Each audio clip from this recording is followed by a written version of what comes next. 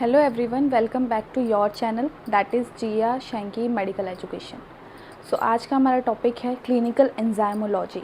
सो basically enzymology क्या होता है? जो हम एंजाइम्स की स्टडी करते हैं उसको हम बोलते हैं एंजाइमोलॉजी। ओके, कैसे? एंजाइम मतलब तो एंजाइम ही हो गया, एंड लॉजी मीन्स हो गया स्टडी ऑफ समथिंग। ठीक है, सो एंजाइम्स की जब हम स्टडी करते हैं that thing is known as enzymology.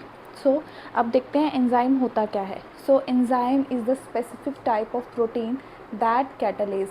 क्या है? जो एंजाइम है एक स्पेसिफिक टाइप ऑफ प्रोटीन है, मतलब प्रोटीन होता है ये। ठीक है, दैट कैटालेज, जो कैटालेज करता है केमिकल रिएक्शन को। केमिकल रिएक्शन को कैसे कैटालेज करता है?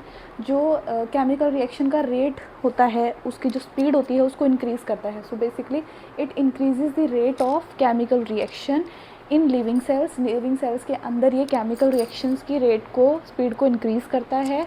आर कॉल्ड एंजाइम्स, उसको हम बोलते हैं एंजाइम। सो बेसिकली एंजाइम क्या होते हैं? एंजाइम एक स्पेसिफिक प्रोटीन्स होते हैं जो हमारी बॉडी के अंदर, सेल्स के अंदर होने वाले केमिकल रिएक्शंस को स्पीड अप करते हैं। ठीक है, सो उसके बाद बात की जाए एंजाइम्स के लिए एग्जाम्पल।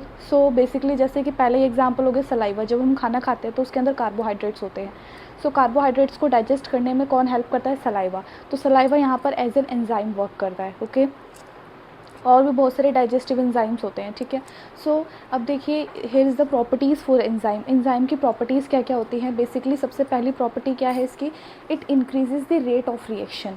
ये केमिकल रिएक्शन का जो रेट होता है इसको इंक्रीज़ करता है। ठीक है, उसके बाद always specific for their substrate. ये अपने सबस्ट्रेट के लिए स्पेसिफिक होता है। अब सबस्ट्रेट क्या होता है? सबस्ट्रेट एक सब्सटेंस होता है जिसके ऊपर एंजाइम काम करता है। ठीक है, सो सबस्ट्रेट और एंजाइम एक दूसरे के लिए स्पेसिफिक होते हैं। मतलब कि जो एंजाइम होगा उसी के लिए, उसी की तरीके का सबस्ट्रेट होगा। जैसे कि आपने सुना होगा एक एंटीजन और एंटीबॉडी के बारे में, जैसा एंटीजन होगा उसी की तरीके की एंटीबॉडी होगी, वो आपस में स्पेसिफिक होते हैं। ऐसे ही एंजाइम स्पेसिफिक होगा सबस्ट्रेट के लिए। उसके बाद एंजाइम आर थर्मोलेबाइल। थर्मोलेबाइल का मतलब क्या है? एंजाइम जो होते हैं हीट सेंसिटिव होते हैं। अगर हम एंजाइम को ज़्यादा हीट प्रोवाइड करेंगे तो वो डीनेचर भी हो सकते हैं, उनका जो नेचुरल स्टेट होती है वो रप्चर हो सकती है। उसके बाद एंजाइम्स आर एम्फोटेरिक। एम्फोटेरिक का मतलब क्या होता है? एंजाइम्स का जो नेचर होता है वो एसिडिक भी होता है, बेसिक भी होता है। राइट, सो दैट्स वाई उनके पास नेगेटिव चार्ज भी होता है और पॉजिटिव चार्ज भी होता है, इसीलिए उसको बोला है एम्फोटेरिक। They are unstable. जो एंजाइम्स होते हैं वो अनस्टेबल होते हैं। Their activity can be decrease, उनकी एक्टिविटी डिक्रीज़ हो सकती है। ठीक है, एंजाइम्स कैन बी डिस्ट्रॉयड, यहाँ तक कि एंजाइम को डिस्ट्रॉय भी किया जा सकता है बाय वेराइटी ऑफ कंडीशंस। बहुत सारी कंडीशंस की वजह से जो एंजाइम्स होते हैं उनकी जो रेट ऑफ रिएक्शन होता है वो डिक्रीज़ भी हो जाता है और एंजाइम को किल भी किया जा सकता है। जैसे कि टेम्परेचर और पीएच, अगर टेम्परेचर और पीएच की रेंज में बहुत ज़्यादा वेरिएशन आ जाए, ठीक है, तो उसकी वजह से ये काम हो सकता है। उसके बाद they are protein with high molecular weight. Enzymes जो होते हैं वो प्रोटीन होते हैं, उनका जो मॉलिक्यूलर वेट होता है वो हाई होता है। कितना होता है? 10,000 टू मिलियंस के बिटवीन में होता है। उसके बाद most of enzymes are protein. बहुत सारे एंजाइम्स, मोस्ट ऑफ एंजाइम्स, जैसे कि अगर मैं 100% एंजाइम्स की मैं बात करूँ, मोस्ट ऑफ द जो एंजाइम्स होते हैं वो प्रोटीन होते हैं। मतलब आउट ऑफ 100% में से जो ज़्यादा वाला पार्ट होगा वो प्रोटीन होता है। जो रेस्ट ऑफ पार्ट होता है वो आरएनए से, जो आरएनए के ग्रुप से मिलकर जो एंजाइम बनते हैं वो होते हैं।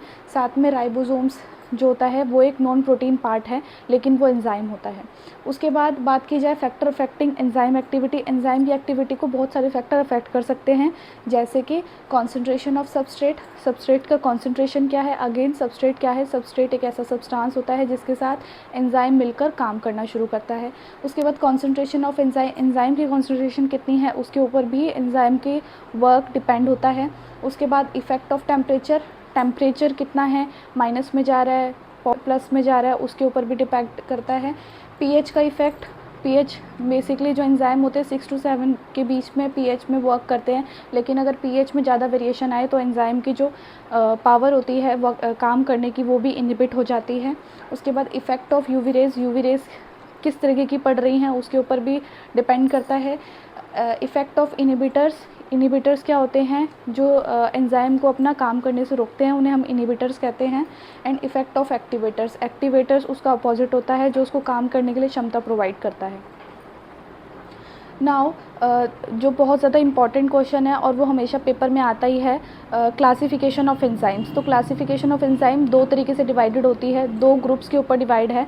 एक होता है आईयूबी और एक होता है एमबी। आईयूबी की फुल फॉर्म बहुत इंपॉर्टेंट है और एमबी की भी। तो आईयूबी की फुल फॉर्म है इंटरनेशनल यूनियन ऑफ बायोकेमिस्ट्री, ठीक है, एंड एमबी की होती है मॉलिक्यूलर बायोलॉजी। इनकी क्लासिफिकेशन में बात करें तो यहाँ पर इस वाले कॉलम में मैंने ग्रुप ऑफ एंजाइम्स लिखे हैं। यहाँ पर वो किस तरीके का रिएक्शन शो करते हैं और साइड में उनके एग्जांपल्स क्या क्या हैं। सो ग्रुप ऑफ एंजाइम्स में बात करें, सबसे पहला जो एंजाइम है वो है हमारे पास ऑक्सीडो रिडक्टेस। सो इसके वर्ड से ही पता लग रहा है, इसमें दो कॉम्बिनेशन है, ऑक्सीडो एंड रिडक्टेस, मतलब ऑक्सीडेशन भी होगा और रिडक्शन भी होगा इस एंजाइम के थ्रू। सो कैसे होगा, these type of enzyme involve oxidation. Oxidation का मतलब क्या होता है, लॉस ऑफ इलेक्ट्रॉन, जब इलेक्ट्रॉन लॉस करता है, लूज़ करता है, ठीक है। एंड रिडक्शन का मतलब होता है जब गेन होता है इलेक्ट्रॉन का, मतलब यहाँ पे ऑक्सीडेशन भी होगी, साथ साथ रिडक्शन भी होगी। अगर इसके एग्जाम्पल की बात की जाए तो इसके दो एग्जाम्पल है, डिहाइड्रोजिनेसिस एंड ऑक्सीडेसिस। दूसरा है एंजाइम दैट इज़ अ ट्रांसफरेसिस। ट्रांसफरेसिस से ही वर्ड से ही पता लग रहा है कोई चीज़ ट्रांसफ़र होगी यहाँ पर। So basically transfer of specific group, यहाँ पर एक स्पेसिफिक ग्रुप का ट्रांसफ़र होता है, जैसे कि अल्कोहलिक ग्रुप हो गया, OH, मिथाइल हो गया। सो बहुत सारे ग्रुप्स होते हैं, जब वो ट्रांसफ़र होते हैं तो उन पे जो वर्क करता है एंजाइम वो कौन से होंगे, ट्रांसफरेसिस ग्रुप के एंजाइम होते हैं। उनके एग्जाम्पल बताऊँ मैं, ट्रांसफिनेसिस होता है और काइनेसिस होता है। थर्ड है हाइड्रोलिसिस। वर्ड से ही पता लग रहा है, हाइड्रोलिसिस में क्या होगा, हाइड्रोजन का बॉन्ड यहाँ पे ब्रेक होगा। So basically hydrolysis of substrate को हाइड्रोलाइज करेगा ये एंजाइम। और इसके एग्जांपल होंगे ईस्ट्रेस एंड डाइजेस्टिव एंजाइम। हमारे डाइजेस्टिव ट्रैक के अंदर जितने भी एंजाइम्स होते हैं वो हाइड्रोलाइसिस के एग्जाम्पल्स होते हैं। उसके बाद आइसोमरेज। आइसोमरेज में क्या होता है, ये बहुत ज़्यादा इंपॉर्टेंट है और इसके बारे में हम आगे भी पढ़ेंगे कि आइसोमरेज क्या किस तरीके का एंजाइम है, इसके अंदर कौन कौन से एंजाइम्स आते हैं। सो जो आइसोमरेसिस होता है इसमें मॉलिक्यूलर फॉर्म चेंज हो जाती है सबस्ट्रेट की, ठीक है। और इसका एग्जांपल क्या है, फॉस्फोहेक्सो आइसोमरेज और या फिर फ्यूमरेज। उसके बाद है लाइसेसिस, ठीक है। तो उसमें क्या होता है, लाइसेसिस में एडिशन होता है या फिर रिमूवल होता है वाटर का, अमोनिया का, कार्बन डाइऑक्साइड और बहुत सारी चीज़ों का, ठीक है। सो इसमें बेसिकली इन चीज़ों का एडिशन भी हो रहा है और रिमूवल भी हो रहा है, तो उसको हम बोलते हैं लाइसेसिस। और इसका एग्जांपल की बात करूँ तो carbohydrolysis and aldolysis. And last one is that is लाइगेसिस।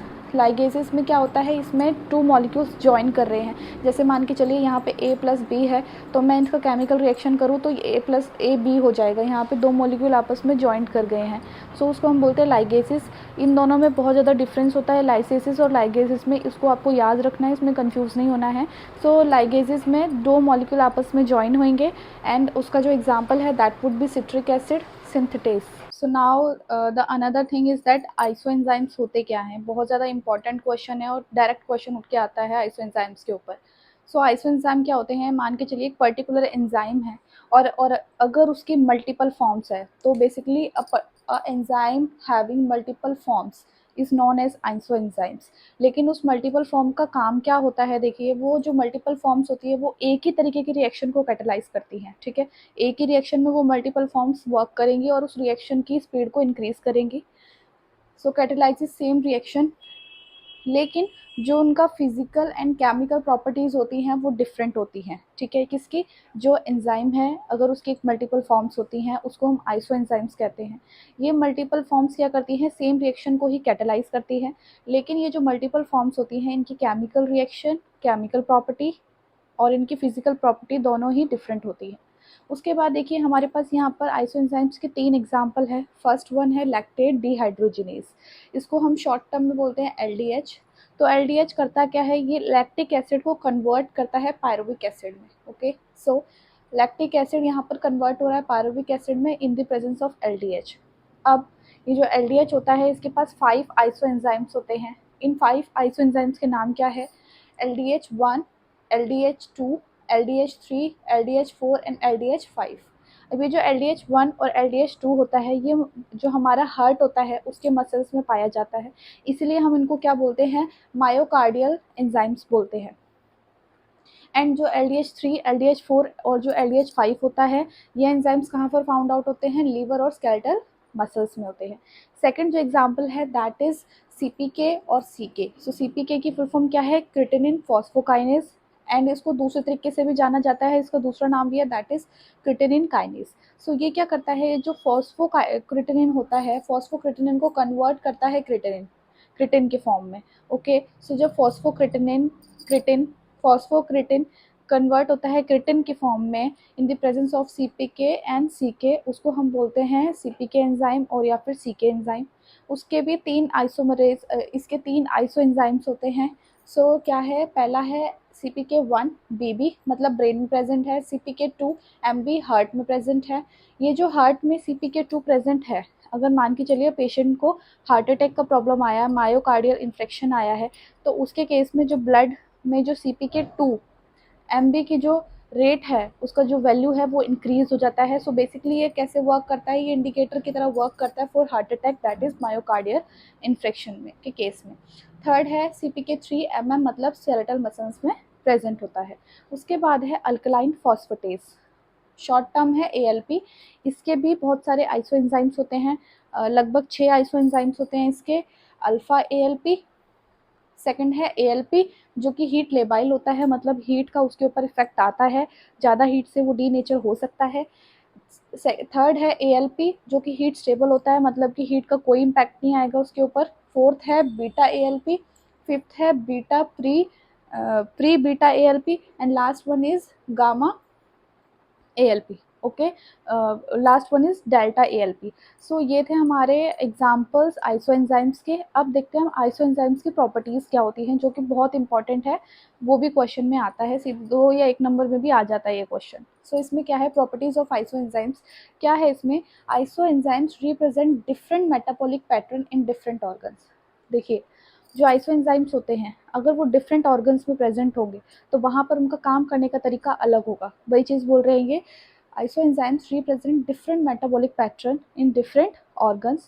Second thing is that isoenzymes present in same cells। अब मान के चलिए एक ही सेल में बहुत सारे isoenzymes प्रेजेंट है, लेकिन उनकी प्लेस उस सेल के अंदर अलग अलग है, अलग अलग जगह पर वो प्रेजेंट है, लेकिन एक ही सेल है, तो वहाँ पर भी वो अपना काम अलग करेंगे, जो उनका मेटाबॉलिक पैटर्न है हुआ वो अलग होगा। ठीक है, यही बताया जा रहा है, isoenzymes present in same cell but perform different metabolic role in different places.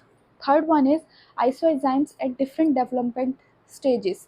देखिए, जैसे कि एम्ब्रियोनिक लाइफ होती है, जब फीटस ग्रो होता है तो उसकी अलग अलग वर्क होता है ना, वहाँ पे अलग अलग तरीके की उसकी स्टेजेस आती है। उसी तरीके से जो आइसोएंजाइम्स होते हैं, जब उनके डेवलपमेंटल स्टेजेस आती है, वो हर एक स्टेज पे अपना अलग काम करता है। तो यही बताया जा रहा है, isoenzymes at different different developmental stage shows different metabolic pattern. हर एक डेवलपमेंटल स्टेज पे वो अपना डिफरेंट मेटाबॉलिक पैटर्न को शो करेगा।